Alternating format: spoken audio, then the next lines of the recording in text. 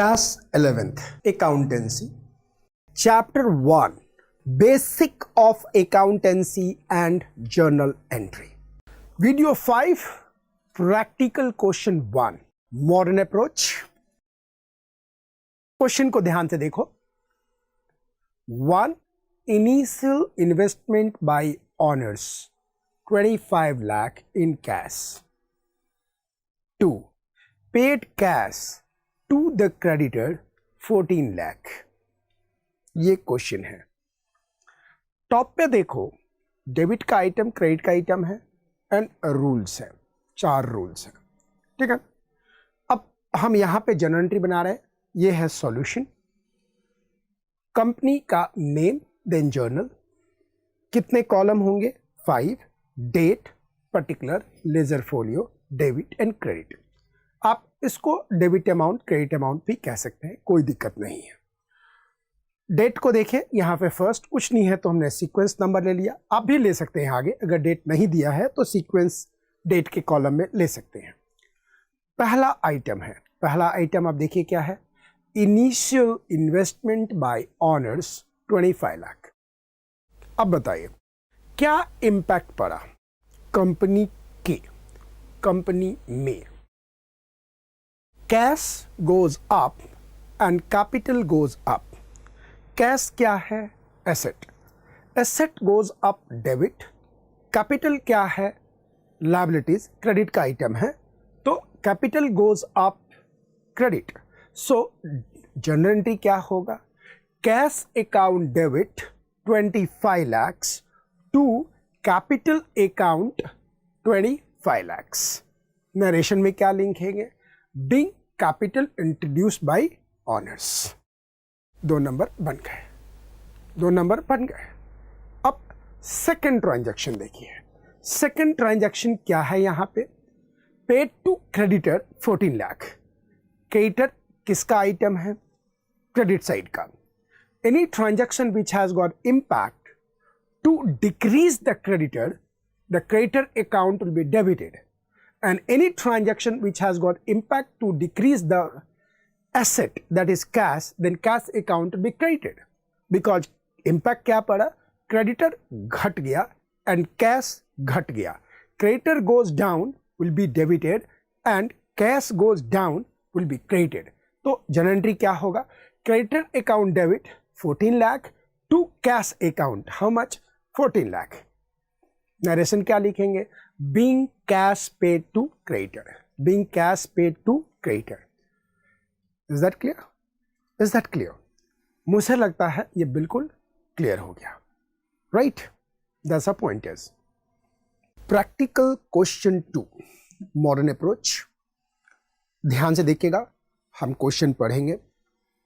जो डेबिट का आइटम है एंड क्रेडिट का आइटम है यहाँ पे लिखा हुआ है, एंड जो 4 रूल्स हैं, 2 डेबिट के एंड 2 क्रेडिट के, वो दोनों यहाँ लिखा हुआ है।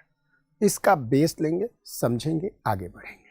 ठीक है, क्वेश्चन को पढ़ते समय मैं समझाते चलूंगा और फिर से उसको कराऊंगा ताकि आपके दिमाग में ये बातें बैठ जाए।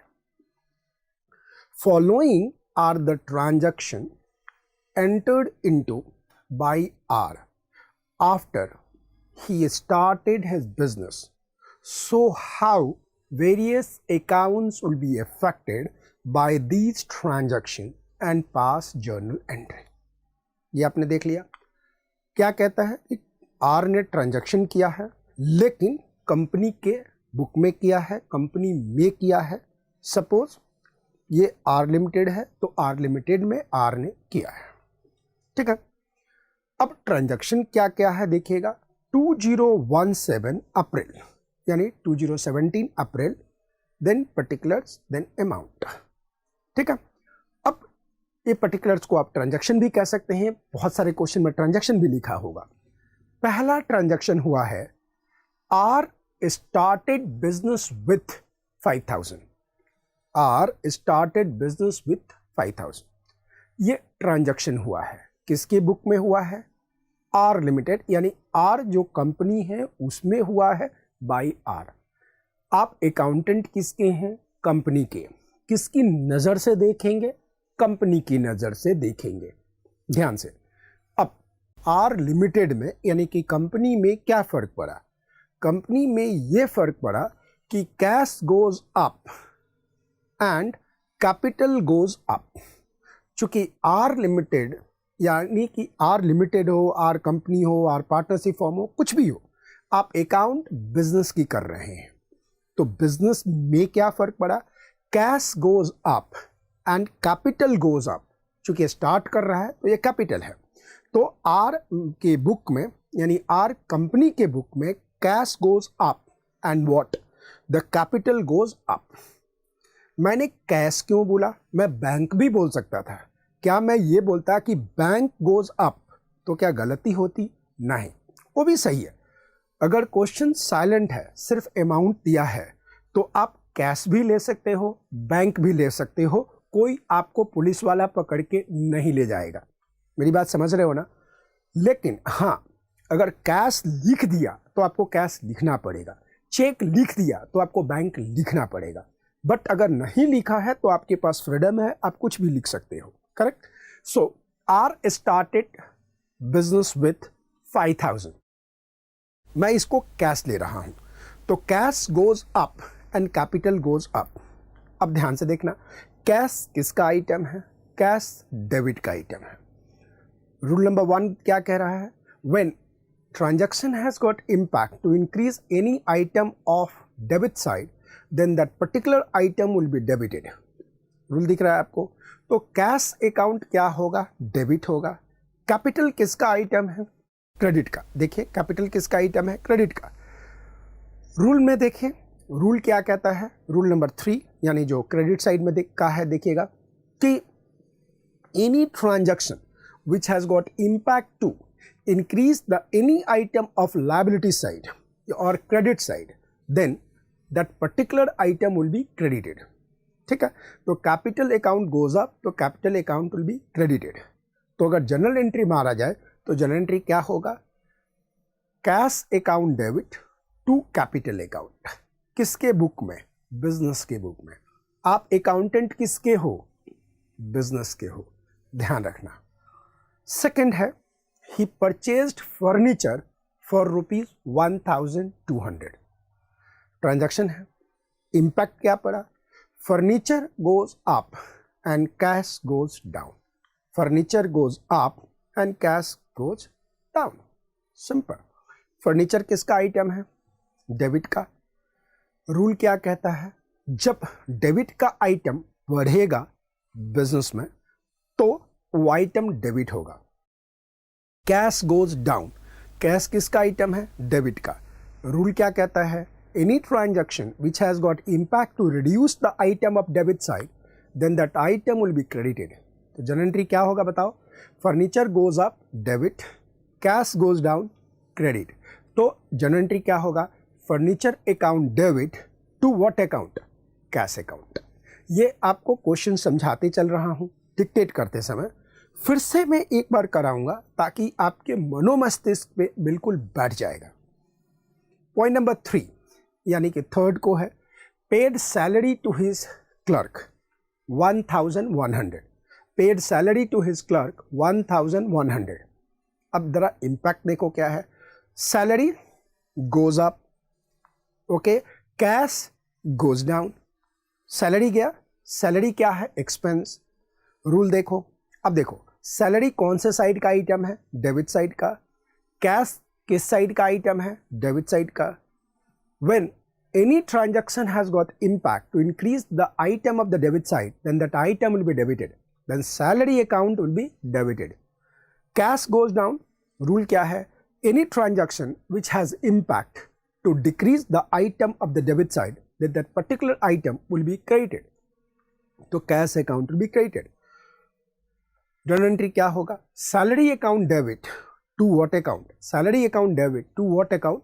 Cash account. 1100 that's all. अब नेक्स्ट देखते हैं 4, पेड रेंट 1150। कहाँ कहाँ इम्पैक्ट पड़ा? रेंट पे किया यानी कंपनी ने रेंट पे किया। जब कंपनी ने रेंट पे किया तो क्या हुआ? एक्सपेंस गोज अप, ठीक है, and cash goes down. Cash नीचे गया, क्योंकि जब पे हुआ तो कैश नीचे हुआ, तो expense goes up and cash goes down, यानी rent expense goes up, right. तो रेंट एक्सपेंस किसका आइटम है? डेबिट का। देख रहे हैं आप डेबिट का, तो गोज अप तो it will be debited, cash goes down it will be credited. Rule देख रहे हैं, any transaction which has got impact to increase the item of debit side will be debited, any transaction which has got impact to reduce the item of debit side will be credited। तो ध्यान से रखना, एक ही transaction का impact debit side के दो item पे पड़ सकता है, एनी ट्रांजैक्शन का इम्पैक्ट क्रेडिट साइड के दो आइटम पे पड़ सकता है। तो ट्रांजैक्शन का इम्पैक्ट हमेशा डुअल होगा, हमेशा डबल होगा। हो सकता है एक साइड डेबिट पे पड़े, दूसरा क्रेडिट पे पड़े, हो सकता है दोनों ही इम्पैक्ट डेबिट पे पड़े, हो सकता है दोनों ही इम्पैक्ट क्रेडिट पे पड़े, बट डबल इफेक्ट जरूर होगा, तभी इसको डबल एंट्री सिस्टम या डबल अकाउंटिंग सिस्टम कहते हैं। मेरी बात समझ में आ रही है ना? बस ये देखना कि कौन से आइटम पे इम्पैक्ट पड़ता है या कौन सा आइटम इफेक्ट होता है, या कौन सा जो एक्टिविटी है उसको इफेक्ट करता है। इसको डेबिट का आइटम को इफेक्ट करता है। एक बात आपको ध्यान रखना है, क्या दोनों डेबिट का आइटम है, क्या दोनों क्रेडिट का आइटम है, या एक डेबिट का है और दूसरा क्रेडिट का है। जैसे आपने फर्स्ट एंट्री देखा कैपिटल का, कैश डेबिट का था, कैपिटल क्रेडिट का था, कैश डेबिट का था, कैपिटल क्रेडिट का था। लेकिन आपने रेंट पेड में क्या देखते हैं, रेंट भी डेबिट का है और कैश भी डेबिट का है।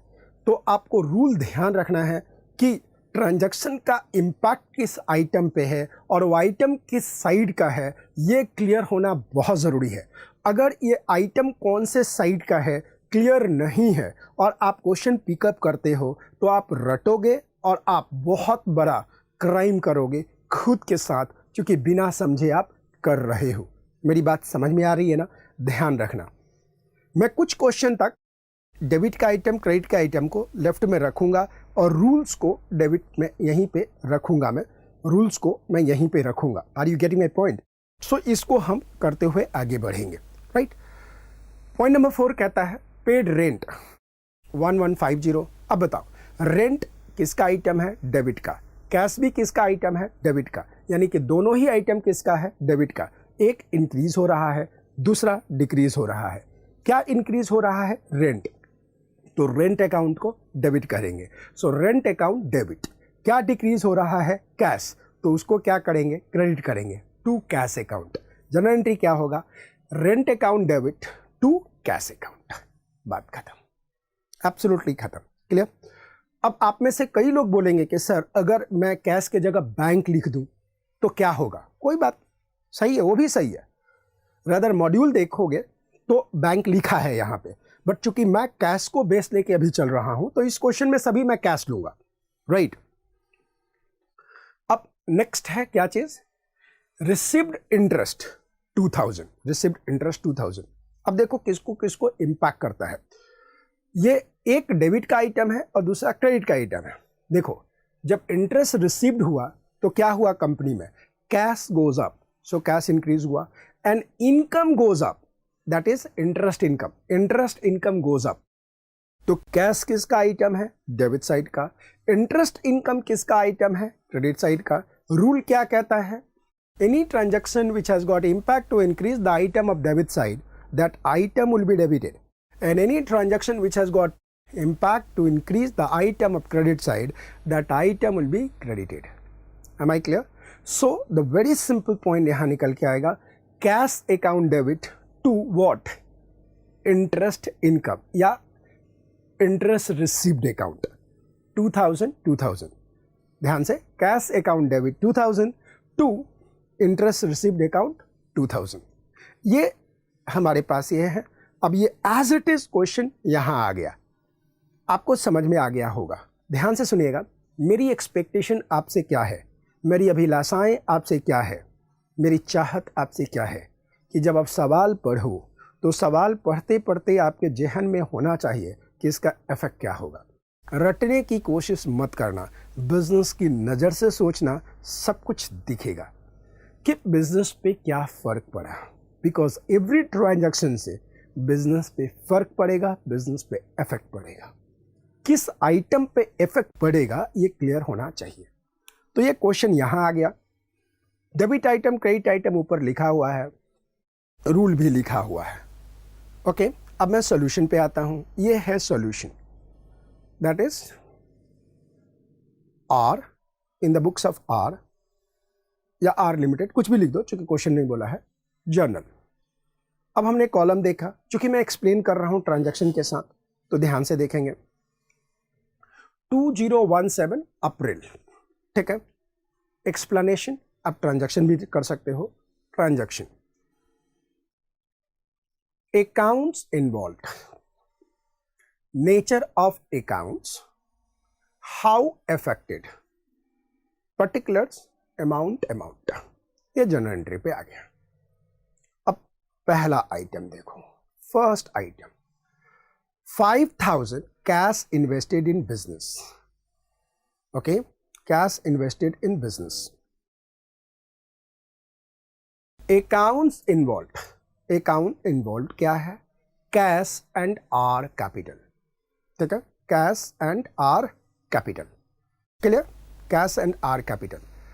नेचर ऑफ अकाउंट्स क्या है, मतलब क्या इंक्रीज हुआ क्या डिक्रीज हुआ? तो आप देखेंगे asset and capital. Asset increase हुआ, कैपिटल भी इंक्रीज हुआ। एंट्री क्या मारेंगे? Cash account debit to capital account 5000 5000। Simple, पहले भी आपको समझाया जा चुका है और इस पे कहीं पे भी कोई दिक्कत नहीं है। That's clear for you. अब हम देखते हैं transaction number 2, purchased furniture. Purchased furniture, clear? Purchased furniture for ₹1200। जब आपको फुल फ्लेज में जर्नल एंट्री कराऊंगा तो प्रॉपर फॉर्मेट में कराऊंगा और ये जो पर्टिकुलर या ट्रांजैक्शन देख रहे हो ये नरेशन में चला जाएगा। लेकिन मैं चूंकि आपको समझा रहा हूं यहाँ पे तो उसको डिटेल में लेके जा रहे हैं, चूंकि अभी मैं मान के चल रहा हूं कि आप अभी समझ रहे हो।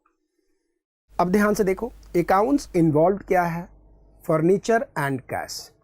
इंपैक्ट क्या पड़ा? Furniture asset and cash asset. Nature of accounts क्या है? नेचर ऑफ अकाउंट्स क्या है? Furniture asset and cash asset. Effect क्या पड़ा? How affected? Asset increased and asset decreased. तो जो एसेट इंक्रीज हुआ डेबिट, जो एसेट डिक्रीज हुआ क्रेडिट। तो एंट्री क्या हुई? Furniture account debit 1200 to cash account 1200। That's all. ये ट्रांजैक्शन भी खत्म हो गया, हमने इसकी रिकॉर्डिंग कर ली, अच्छी तरह से समझ के कर लिया। थर्ड ट्रांजैक्शन है paid 1100 to employ for salary, मतलब सैलरी के लिए दिया, ठीक है। अकाउंट्स इन्वॉल्व कौन कौन सा है? Salary and cash. Nature of accounts क्या है? Salary expense cash assets. Impact क्या हुआ? Expense increased and asset decreased. Entry क्या होगा? Salary account debit to cash account 1100 salary account 1100 to cash account 1100। Impact absolutely clear. अब हम देखते हैं ट्रांजैक्शन नंबर 4। ट्रांजैक्शन नंबर 4 क्या है? ध्यान से देखिएगा। Paid rent 1150। क्लियर? बहुत क्लियर है। अकाउंट्स इन्वॉल्व क्या क्या है? रेंट एंड कैश, बिल्कुल क्लियर है। नेचर ऑफ अकाउंट्स क्या है? Expenditure and assets. इंपैक्ट क्या पड़ा? इफेक्ट क्या पड़ा? Expense increase, asset decrease. तो एंट्री क्या होगा? Rent account debit 1150 to cash account 1150। Rule एकदम क्लियर है। अब आता है transaction number 5, received interest 2000। Clear? इस रिसीव्ड इंटरेस्ट 2000। अब ध्यान से देखिएगा, अकाउंट्स इन्वॉल्व क्या है? Cash and interest income. नेचर क्या हुआ? आप देखिएगा, एसेट एंड इनकम। इफेक्ट क्या पड़ा? Asset increased, income increased. तो एंट्री क्या होगा? Cash account debit goes up, cash जा रहा है, cash account debit 2000 to interest income 2000। ये आपके पास अकाउंट हो गया। अब ये पूरा का पूरा यहाँ सॉल्यूशन है। और ये पूरा का पूरा यहाँ ऊपर रूल देख रहे हैं, और ये क्वेश्चन आप आराम से देख रहे हैं।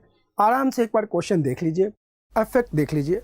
मुझे लगता है कि एकदम क्लियर हो गया, आपको कहीं पे भी कोई दिक्कत नहीं होगी। इसके पहले कि हम नेक्स्ट वीडियो में चलें, हम आपको कुछ चीज़ें यहाँ पे बता देते हैं, और ये है points to be taken into care while recording a transaction in the journal. Following 2 point आपको जर्नल एंट्री करने के बाद और करते समय ध्यान रखना है। ध्यान से। Point number 1, journal entries can be a single entry. Single entry का मतलब क्या हुआ समझना, कि जैसे कि कैपिटल इंट्रोड्यूस हुआ, cash account debit to capital, ये सिंगल एंट्री हुआ। कई बार ऐसा होता है कि इसमें कंपाउंड एंट्री होगा। कंपाउंड एंट्री का मतलब क्या होता है? कंपाउंड एंट्री का मतलब होता है लाइक, मैं आगे आपको समझा के निकालूंगा, पहले बताया भी हूं, आप इसको समझिएगा अच्छी तरह से, कि डेबिट में एक आइटम होगा, हो सकता है कि क्रेडिट में 1 से मोर यानी 1 और 2 आइटम होगा, तो उसको कंपाउंड एंट्री कहते हैं। ठीक उसी प्रकार से ऐसा भी हो सकता है कि डेबिट में 1 से ज़्यादा एंट्री होगा एंड क्रेडिट में 1 होगा। तो आप ध्यान रखिएगा, हमें कोई फ़र्क नहीं पड़ता। मैं यहाँ पे आपके दिमाग में बम्बार्ड नहीं कर रहा हूँ, लेकिन फिर भी एक बात समझ जाओ, कंपाउंड एंट्री का मतलब क्या है।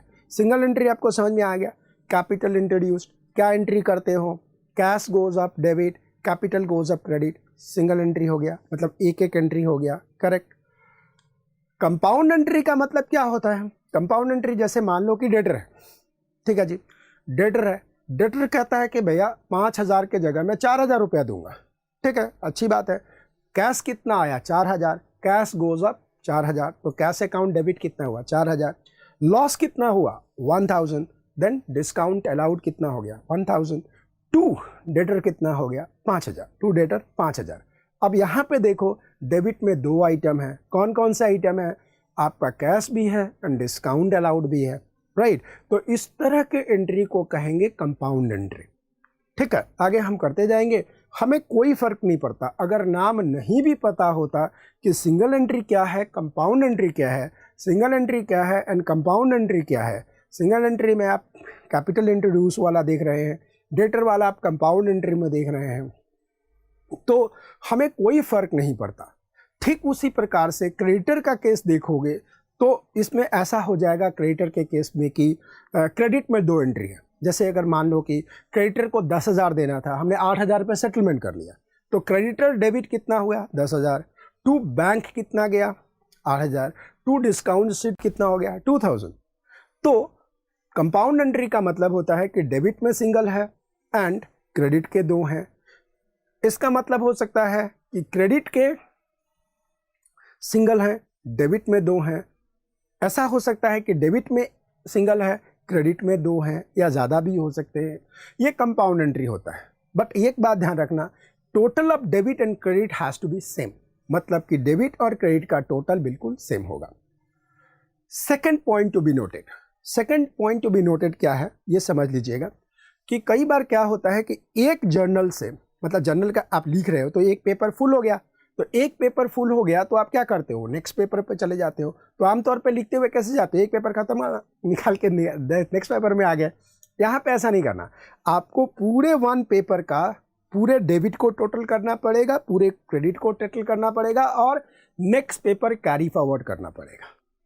तो नेक्स्ट पेपर में ये रूल है, ये रूल है, ये एग्ज़ाम में भी फॉलो होगा, इस बात को ध्यान रखना। तो ये 2 पॉइंट्स को आपको ध्यान में रखना पड़ेगा। पहला पॉइंट क्या है? देयर कैन बी सिंगल और कंपाउंड एंट्री। एंड दूसरा पॉइंट क्या है? If you are turning up to the next paper then you have to what? Add on the total of the debit and total of the credit. ये key point है, ध्यान रखना, right. सो अगर आपको basic of the rule समझ में आ गया तो एनी टाइम क्लास के बारे में अपने दोस्तों को ज़रूर बताएं। Thank you very much, God bless you, दिल से।